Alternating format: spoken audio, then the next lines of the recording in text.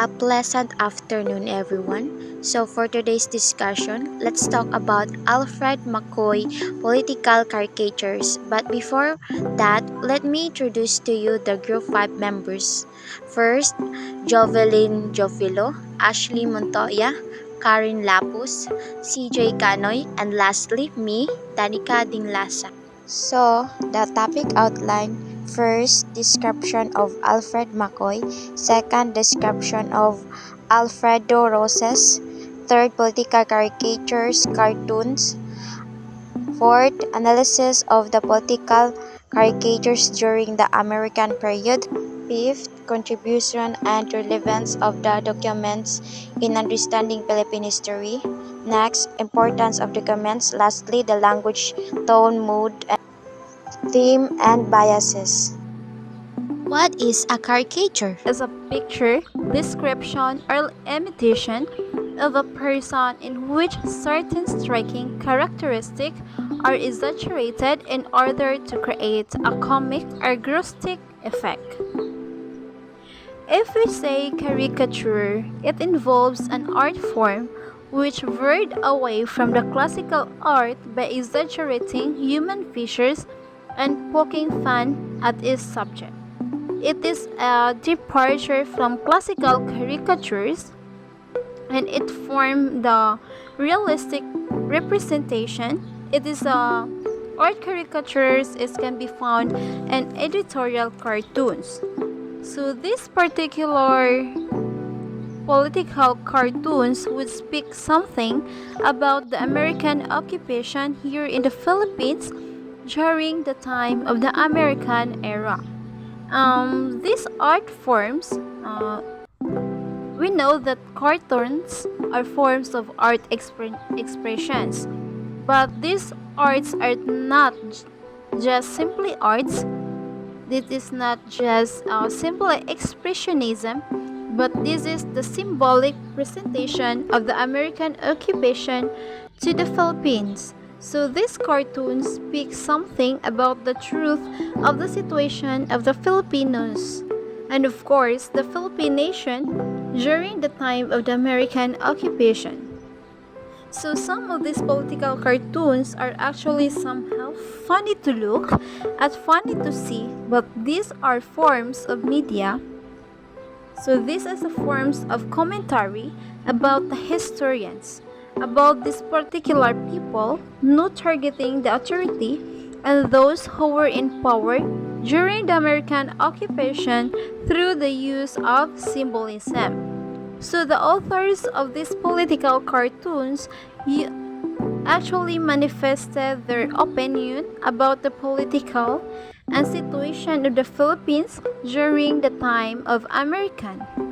So now, before we will proceed to the cartoons, let us know the background of these Philippine cartoons, the background of the author of the Philippine cartoons.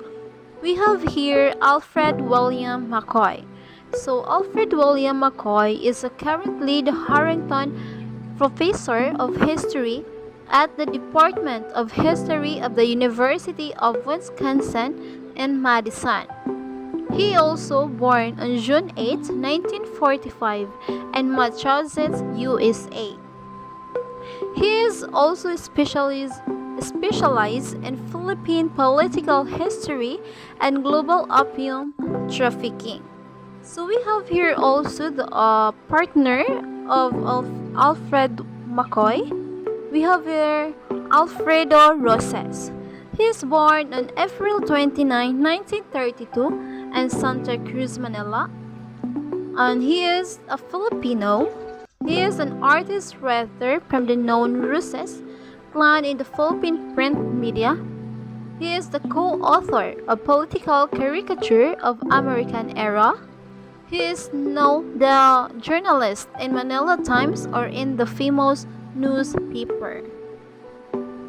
So in this book, Philippine Cartoons Political Caricature of the American Era 1900s-1941, Alfred McCoy, together with Alfredo Roses, compiled political cartoons published in newspapers dailies, and periodicals in the aforementioned time period. So, for this part, we are going to look at selected cartoons and explain the context of each one. The first example shown was published in The Independent on May 20, 1916. The cartoon showed a politician from Tondo named Dr. Santos passing his crown to his brother-in-law, Dr. Barcelona. A Filipino guy as depicted wearing salakot and barong Tagalog was trying to stop Santos, telling the latter to stop giving Barcelona the crown because it is not his to begin with. It seems that Filipino politicians at that time did not understand well enough the essence of democracy and accompanying democratic institutions and processes. This can be seen in the rising dynastic politics in Tondo as depicted in the crown published by the Independent. This was depicted in the cartoon, where the United States, represented by Uncle Sam, provided doll-outs for members of the Federalista while the Nacionalista politicians looked on and waited for their turn, which the essence of competing political parties enforced choices among the voters was cancelled out. The problem continues up to the present, where politicians transfer to one party to another, depending on which party was powerful in a specific period of time. The second cartoon was also published by The Independent on June 16, 1917. This was drawn by Fernando Amorsolo and was aimed as a commentary to the working of Manila police at that period. Here, we see a Filipino child who stole a skinny chicken because he had nothing to eat. The police officer was relentlessly pursuing the said child. A man wearing a salakot leveled Juan de la Cruz was dropping the officer, telling him to leave the small-time pickpockets and thieves and to turn at the great thieves instead.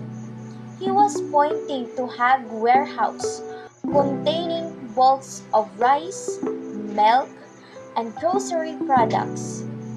Now, we have to understand in history the American occupation in the Philippines was also the beginning of modernization. It was also the beginning of industrialization in the Philippine country. That is why maybe Karl Marx was right that this was also the beginning of capitalism. This was also the beginning in which, in some democratic countries, the capitalists, the upper class, the rich people were controlling the economy.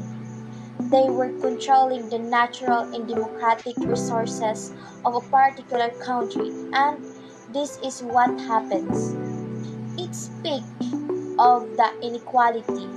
It speaks of the good between the rich and the poor, and that was the real happenings in the Philippine setting during the American era. Is this still a gap between the rich and the poor right now in our society? This political caricature remind us of this sad reality, the continuous gap between the rich and the poor people, that with the progress of industrialization, with the coming of capitalism in our society, the rich are getting richer, and what is sad is the only few are getting richer, while many of the poor are getting poorer. The third cartoon was a commentary on the up-presented cases of colorum automobiles in the city streets. The Philippine Free Press published this commentary when fatal accidents involving colorum vehicles and taxis occurred too often already. The third caricature symbolizes the presence of automobiles now with the upcoming of the new transportation system. These are brought by the Americans to the Filipinos.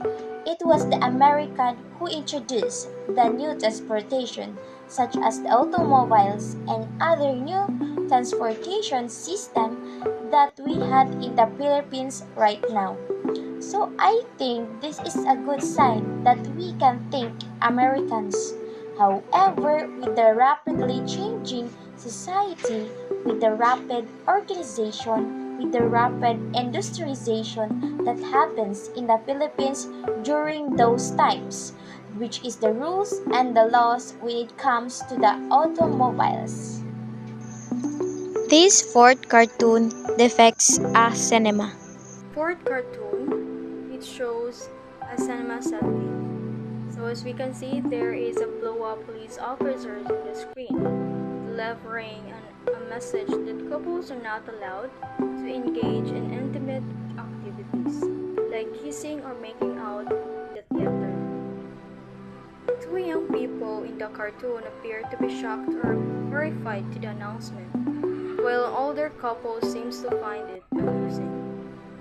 The cartoon seems to play an idea of different generation having different reactions of societal norms and rules regarding public display of affection. The next cartoon was published by The Independent on 27 November 1915. The Uncle Sam riding a chariot, pulled by Filipinos wearing school uniform. The Filipino boys were carrying American objects like baseball bats, whiskey, and boxing gloves. So according to Alfred McCoy, he said that this cartoon it was based on an event in 1907 when William Howard was brought to the pier in Manila, riding a chariot pulled by the students. And this event condemned by the National at the time. To analyze this political caricature, it actually means that the Americans were controlling or subjugating the Filipinos. It is how the American controlled us. How and how the American controlled us.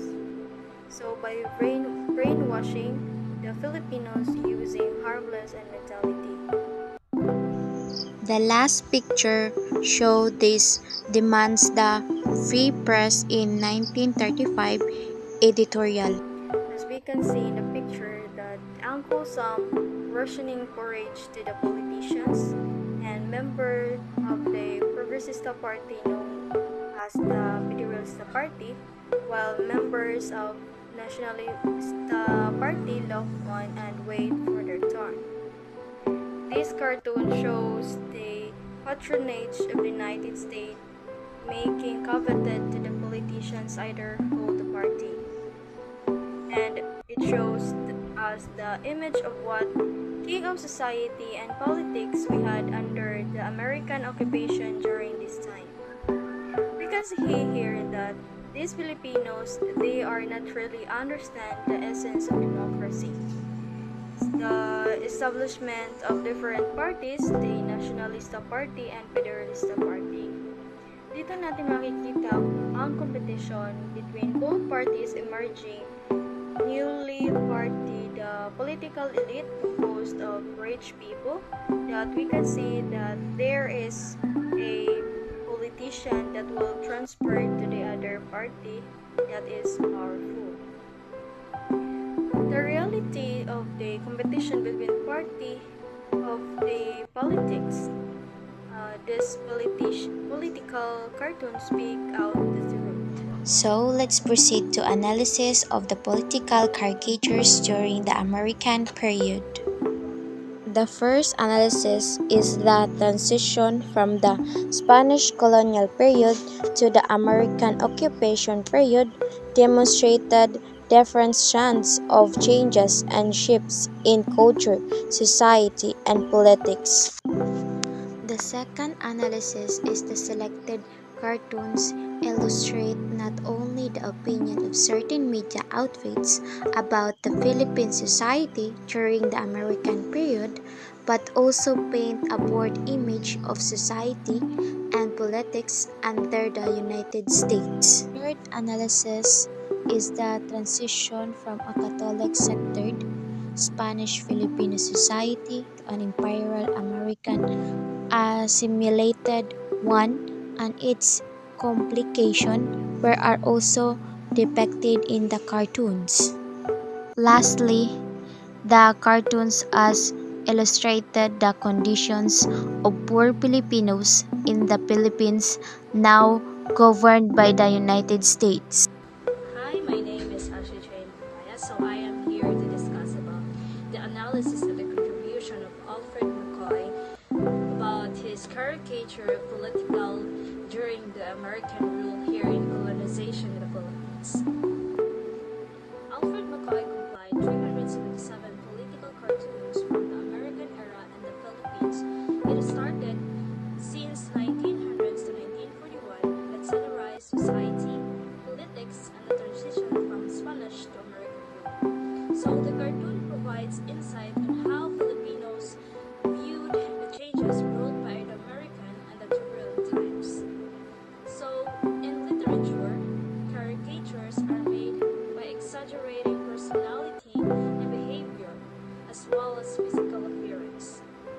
They are created for humorous or rustic effect or to make a subtle point about politics or human behaviors.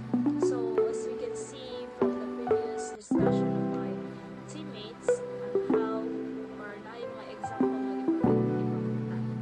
So, it is used to highlight human shortcomings. Caricatures are a form of satire. So, in the political cartoons, it is important kay it is conveying editorial commentary on politics, religion, and current event that is happening in the Philippines. That time, that they show the current condition of our current country during the American period or American colonizations. So, dito gidiscuss sa caricature kung unsa ka kurap sila sa ilahang war and ilahang pagka-inhuman nga colonized ta sa American. So, that's it. The analysis and the contribution of Alfred McCoy. Okay, next, let's proceed to the contribution and relevance of the documents in understanding Philippine history. First, serve as a mirror of the society colonial condition. Second, positive and negative changes were mirrored in the cartoons. Third, convey scandals, struggles, and social changes of the American colonial period. Fourth, discovery of Filipinos' creativity in journalism and cartoons.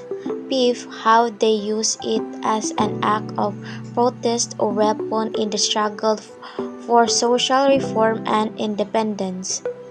Six, show us an array of information and graphic images which mainly focuses on the political aspect. 7. Filipino politicians did not understand the essence of democracy and the accompanying democratic institution and processes. 8. Patronage became influential and powerful. 9.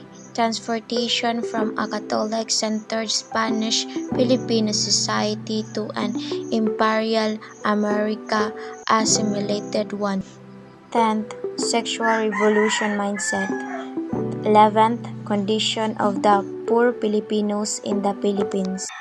So let's proceed to the importance of the documents which reported to C.J. Canoy. Okay, now let's move on to the importance of the document. So we list down four of them. Number one, it provides an important records of the American era.